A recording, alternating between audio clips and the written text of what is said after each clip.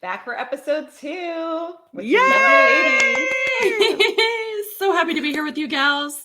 Yay! So Welcome fun. back to Wake Up and Dream. So last week, our last episode, we covered a quote from Julie Ciardi, and it was a pretty. I feel like there was a lot to cover. So we wanted to go back to that quote and chat through a bit more detail about the second part of it. So that quote is: "The more women who awaken from the slumber of should and live life by design, the more the torch will be passed to the next generation of women right behind them." And again, this is a quote from Julie Ciardi. Last week, we talked a little bit about, or last episode, we talked a little bit about how we kind of woke up and what drove us to start designing our life. But we didn't touch upon the impact that has made. And that has been, I feel like that's been the most magical part of this whole thing, is the impact not only on the next generation of women, but just my children, my kids, my friends. And just me having this awakening has impacted so many people around me already, and I'm just getting started. For example, there's 2 or 3 of my friends that I've introduced to Julie's community, and they have been, dreaming up their own life and starting to create their own life just based on her teachings and all of those things that she goes through in her programs. But I feel like the biggest thing for me personally right now in this journey, and that could change, is my kids. It's interesting because like how I speak to them is a little bit different. I'm much more aware of the words that I'm choosing. Don't get me wrong. I have twin boys and they're 6 and they drive me crazy. So every once in a while I will, yell or whatever. I'm human, Mhm. but Yep. I just feel like I'm more aware, even when I do lose my temper with them. I'm aware of the things that I said. I sit down, I have a conversation about it. And I really feel like me being just in this space where I'm awake now has really benefited them more than I ever would have dreamed. So I don't know if you guys have that same type of feeling within your life, like how the people around you and how it's impacting them just by the stuff that you're doing right now and working on, internally. Right. So I'm curious, Sarah. So like your boys are 6, so it's not like they're 13 and taking it in that way. But what have you noticed, or have they said anything? Like, I want to know a real life example. Okay, so I love it. So I journal in the mornings, as I think both of you ladies do as well. And my one son really started to like journaling as well. So that's one thing that we start doing. I kind of fell off the wagon recently with it because of some big changes in my life. We can get into that later. But yeah, when we were journaling a lot in the mornings, he loved coming downstairs in the morning and writing with me. But one of the things that he said to me, this was maybe about a month ago, he was at karate, one of my sons. So one of my sons is in karate, the other is more of soccer and lacrosse. And he got moved to the front of his class. So the way that karate works is Kiyoshi stands in the back, and then there's all these rows, and the white belts, like the newer people, stay closer to Kiyoshi so he can provide more guidance and they can watch the better students in front. So when Anthony that day, he ended up getting moved up to the front. He's been doing it for almost a year, I guess. So but he still lacks confidence sometimes. Like, we're working through it. There's things we're working through, and it's been really helpful having karate in the mix for him. But when he got moved to the front, he got back in the car, and I was like, "Bud, like, how'd that feel? Like, you got moved to the front today. Like, the white belts, they were following your lead." And he's like, "Mommy, I dreamed about that last night, and I am just so excited that I was able to get to the front of the class." And I was like, "Well, you can do that whenever you want." Yeah, it's so cool. And so, like, even though they're not like directly understanding all of the things that we're talking about, they hear how you speak about things and how, so now, before karate, I'm like, imagine you're that black belt, like, get on in there and imagine you have that black belt. It's already done, and you need to lead the other students in there. And those types of things are really relatable for him. And it's a work in progress. Some days he stays in the back because he's kind of catching butterflies, and other days he shows up as that black belt and he gets moved up. So yeah, it's so cool to see. I feel like it would have been, had I not woken up and started doing this work, I feel like it wouldn't, that type of thing would not have happened for him. So that makes me Right. super happy. I feel the same way too with Jace, and watching me, his mama, evolve from not feeling confident, feeling alone, to a mama who's like working and doing stuff that inspires her and wants to be a part of, podcasts like this and inspiring others. And one thing that my little guy had noticed was my dream board.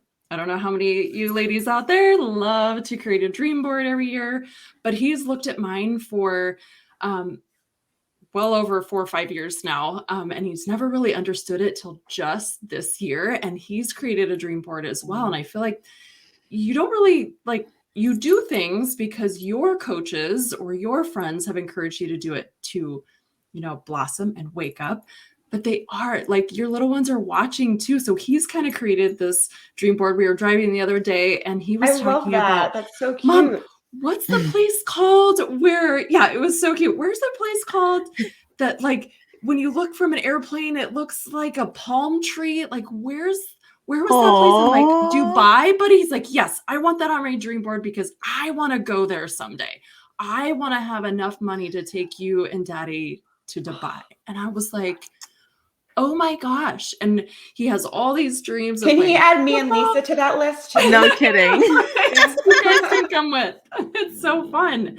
We'll do a live episode in Dubai, okay? Right? Oh my gosh, Courtesy that of would be Jace. awesome. Yes, with the Wow. ocean in the background. Yes, it would be awesome. So so as a mama, don't forget how important it is to show up every day, even though it's hard and there are icky days. But if there are icky days, explain it. Talk to them. Tell them when you're sorry. Tell them when you spoke out of line and that didn't come out right, because those words are going to impact them so deeply that then they won't feel so scared to make a mistake, and that they know how to come across to somebody and apologize, and it's okay. And right? it gives them words to use. Absolutely. It's so important for that generation to know. Yeah. Right. And it's so fun because they're always watching. What's the saying? More is caught than taught. And they're catching stuff. I've never heard that one. Oh, well, I taught you something new. I mean, more is caught than taught. We think we're teaching them X, Y, and Z, but it's them observing us just living life that really is making more of an impact, in how they're thinking and really what's evolving inside their heart and soul. Yeah, it's not just teaching them manners or right and wrong. Right. It's teaching them to dream and to want things in life. It's so important. Right. And, my kids are a little older than yours. I now have, she's 17 and then the twins are 19 and 22. So, I think for me, the passing the torch, it started inside my soul when I decided that my dreams mattered. And that's a shift that I have been working on, because I think my kids saw that they were always number one, that, I was pouring into them, that, that they were it. And then honestly, it was, my direct sales that kind of brought me out of oh, I am more than that. And I had, I went to work on that day, and I did things for me, and that's healthy for them to see that we're not just the chief bottle washer and cook and all of the things, all the other hats we wear. Right?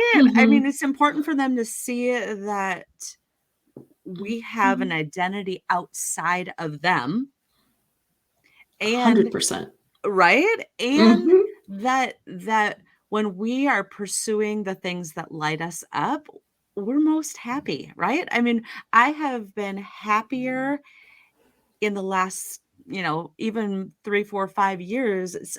As I'm evolving and becoming more content with who I am and getting in touch with what's important to me and my Mhm. dreams and making a plan to make those dreams a reality, they're seeing it as, yeah, mom's going places, Right?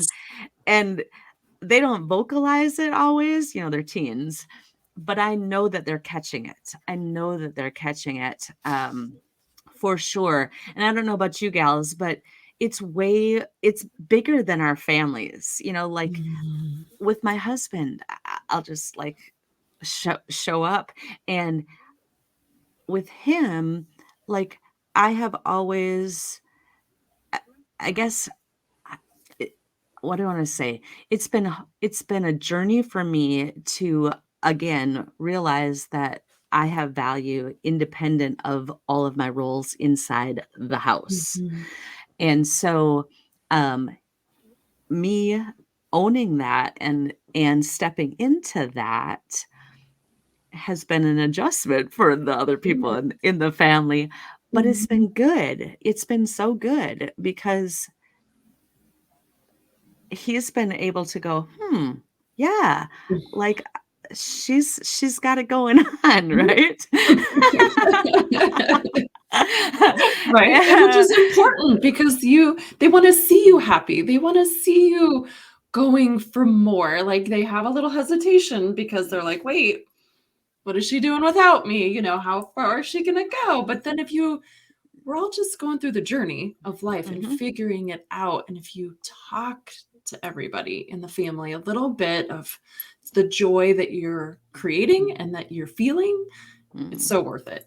And I feel like the Yeah. collective understanding of what is like Mhm. happening, like that trickles down too. So, Mhm. you looping your husband into some of your bigger dreams and goals and things like that, and like your children seeing the type of communication that you guys have. I just feel like it's Mhm. all, and I mean, even outsiders. Like, I feel like for like my husband and I, like, we're pretty much on the same page, but it's changes when you start kind of, when you wake up and you start to think a little bit outside the box and designing your life, Mhm. people Mhm. notice that there's a Mhm. shift, Mhm. and there could be a shift within your family. There could be a shift within your team for like network marketing. There Mhm. could be a shift within just your friends around you. And Mhm. that's kind of what attracted like a few of my friends to start asking questions, and ending up, within the Ignite Her Society app, was because they're like, something's different. Like, what are you doing? Mhm. That how are you like showing up like this? So it's something that like, you and your husband collectively, I'm sure, give Mhm. off like, a little bit to your children and to others around you as well, that this impact that started with you, Lisa, is now spreading. Right, for sure. And to that end, I think the biggest thing that I have felt like I've woken up to is not living by shoulds. And that's what Julie's Mhm. quote is all about, Good. waking up from the slumber of shoulds. And even like making decisions like, if I say, well, I should do this, Mhm. it's like bing, bing, bing, bing, bing. Like, Mhm. should I? Is that what I really want? That whole awakening in my heart and soul, and then having that conversation with myself, going, is that really what I want?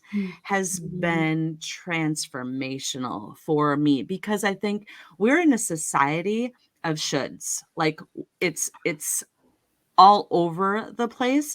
And in my network marketing team, like the biggest thing that I'm seeing in them as I'm passing the torch and being that torch bearer for them is that in let I'll use network marketing, like I'm not putting them under the bus as a industry, but there is still the, well, if you want to be successful, you should do this, you should Mhm. do this, you should do this, you should do this. It's a whole bunch of shoulds, honestly, Right. right? 100%. And then the cycle that comes back and kind of bites them in the butt is okay, here's your to-do list, reach out to this many people, do all the things, do. I hate that. And when you don't do that, you should feel bad, right? Right. Because you're Right. not living up to whatever you said you were going to do. And with my team, I can think of a couple of gals in particular that it's that whole idea of the difference between like shaming yourself, being super critical of yourself, getting down on yourself for what you should have done, you know, and me coming at it because of the awakening that I've had a lot through Julie's programs is to pull back, be that third party observer Mhm. that's the scientist that's looking on and going, so that didn't get done.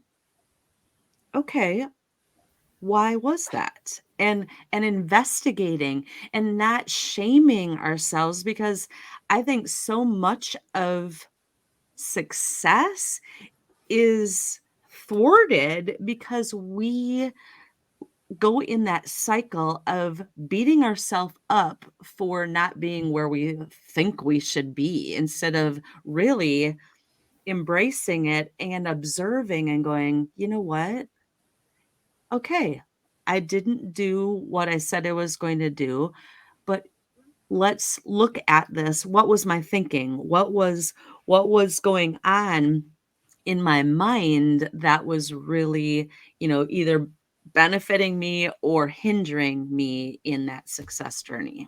Oh my God, Absolutely. Lisa, I know, I love so it. good. I love it. And it's your team has like so much value in you, and like the way that you're shifting the narrative of the business for them.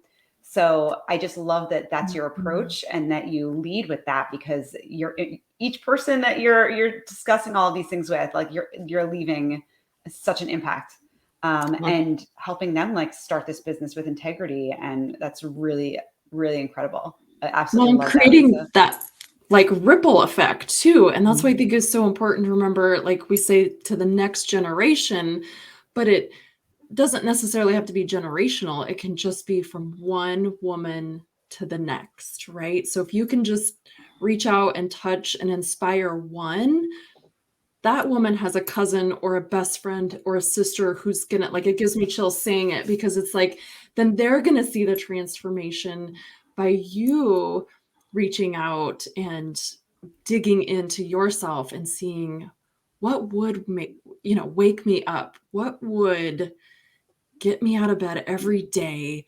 And it doesn't have to be starting a business, or, I mean, it could be writing a book or starting a new workout program, or just the tiniest things can really start to transform your life. And then being awakened by that to take on who knows what. But you just have to start dreaming just a little bit to get the juices flowing and to receive that energy that the universe wants to give you, or God's message, whatever you believe in. It's just so, so important.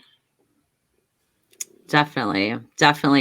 So this has been so exciting, because we feel, Sarah, Kelly, and I feel so strongly about sharing our life, our journeys, because we want to be the torchbearer for you. We want to inspire you to dig deep, to have those conversations with yourself, not the shaming shoulds, but the, that's interesting. I wonder why that thought came up. And not be afraid of it, because we all are humans. We all are just doing our best, but there's so much more if we live with intentionality. Is that a word? Yes. If we're really waking up to not just being on autopilot, but really waking up, paying attention, becoming aware, and knowing that we truly can create any life that we want and love. It's up to us. So awesome. So awesome. Mm-mm-mm. So good. So be sure to check out the notes, because that's how you're going to get a copy of that quote. If you missed it last week, it'll be here in the notes of this episode. And of course, we would love to connect with you. So check out how to connect with each of us in the show notes as well. So until next time, have a blessed day and live life by design. Bye. Bye. See you next time.